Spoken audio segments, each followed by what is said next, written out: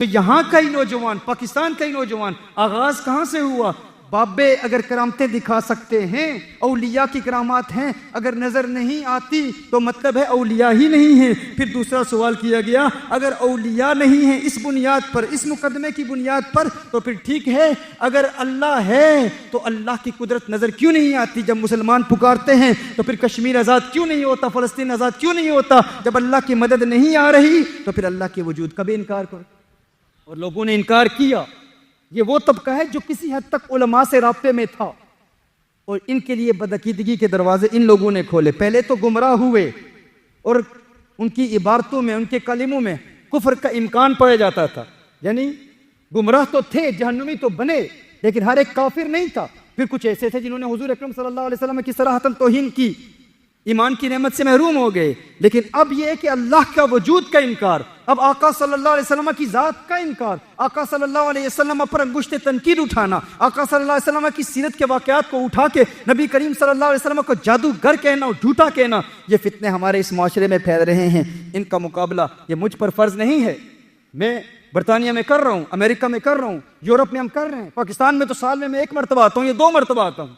लेकिन फिर भी अगर हम यहाँ पर गलियों बाजारों में जाकर, इनकी पार्कों में जाकर, इनके नौजवानों से मुलाकात करके, उनके घरों में जाकर, ऐसा भी होता है। एक मरतबा ऐसा भी हुआ, इनके एक बहुत बड़े ग्रुप ने मुझे लाहौर में बुलाया, अपना एड्रेस दिया, और रात के वक्त रिक्शा पकड़ के मैं उनके घर में गया।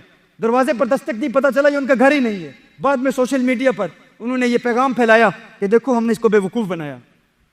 ऐसा भी होता है, यानी तमस्खुर उड़ाते हैं। लेकिन फिर भी अल्हम्दुलिल्लाह हम कहते हैं इन कॉन्फ्रेंसेस से ज्यादा अहम हमारे लिए उनको वक्त देना है, उनको वक्त देना है। ये हमारे लिए इंतहाई अहम है। तो आप नाराज ना हो, लेकिन उसके बावजूद अगर यहाँ आपके पास आए हैं तो कुछ तो मोहब्बत होगी ना आपके दिलों में, कुछ तो प्यार होगा।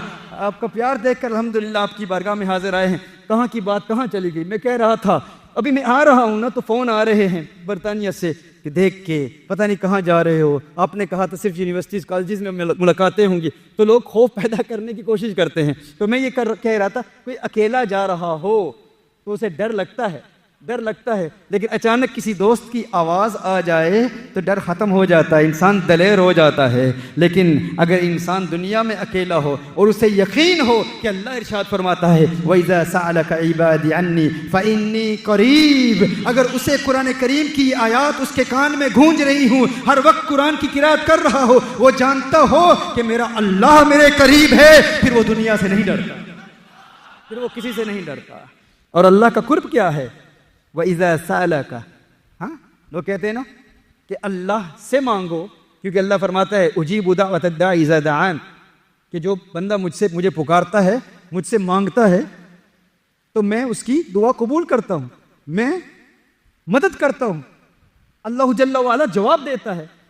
तो कहा तो फिर अल्लाह ही से मांगो क्योंकि अल्लाह करीब है। लेकिन ये तो देखो कि अल्लाह किससे फरमा रहा है? हुजूर से फरमा रहा है वइज़ा सअलका इबादी अन्नी, अगर मेरे इबाद मेरे मुतल्लिक महबूब तुमसे पूछें, किससे पूछें?